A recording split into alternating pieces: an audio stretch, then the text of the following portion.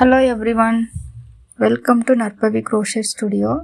இன்னைக்கு நம்ம வீடியோவில் crochet ப்ராடக்ட்ஸ்க்கான வாஷிங் அண்ட் ட்ரையிங் டிப்ஸ் தான் பார்க்க போகிறோம். ஸோ வீடியோவை ஸ்கிப் பண்ணாமல் பாருங்கள். நான் ஃபுல் டீட்டெயில்ஸ் சொல்லியிருக்கேன். இதை வாஷ் பண்ணுறதுக்கு நான் ஒரு வாஷிங் லிக்விட் எடுத்திருக்கேன். நீங்கள் வாஷிங் லிக்விட் இல்லைனா டிடர்ஜென்ட் பவுடர் கூட யூஸ் பண்ணிக்கலாம்.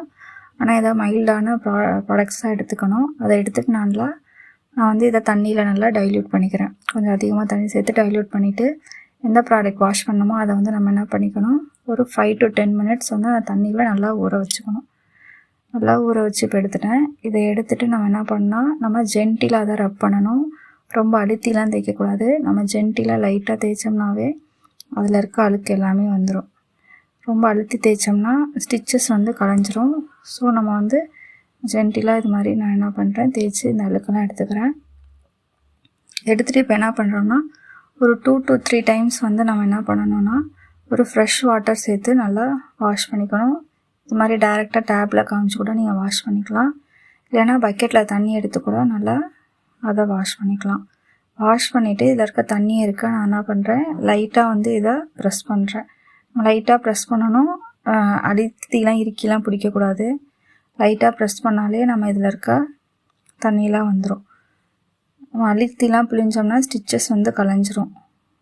இப்போ நான் மீதி இருக்க தண்ணி எடுக்க என்ன பண்ணுறேன்னா, ஒரு ஃப்ளாட்டான சர்ஃபேஸில் டவல் விரிச்சிட்டு அந்த டவல் மேலே நான் லைட்டாக ப்ரெஸ் பண்ணுறேன். லைட்டாக ப்ரெஸ் பண்ணும் போதே மீதி இருக்க தண்ணியெலாம் அந்த டவல் வந்து எடுத்துக்கும். இப்போ ஏதாவது சேஞ்சஸ் இருந்துச்சு அப்படின்னா நான் அட்ஜஸ்ட் பண்ணோன்னா அட்ஜஸ்ட் பண்ணி இந்த ஃப்ளாரோட இதெல்லாம் இழுத்துட்டுக்கிறேன். இந்த பட்டெல்லாம் வந்து அட்ஜஸ்ட் பண்ணி நான் எடுத்துக்கிறேன். இப்போ எடுத்துகிட்டு இதை எப்படி ட்ரை பண்ணணும் அப்படின்னா, டைரக்ட் சன்லைட்டை வந்து நம்ம அவாய்ட் பண்ணிக்கணும். ஒரு நிழலான இடத்துல தான் வந்து நம்ம இதை வந்து காய வைக்கணும். டைரக்ட் சன்லைட்டில் காய வைக்கும் போது இதோட கலர் வந்து ஃபேட் ஆயிரும்.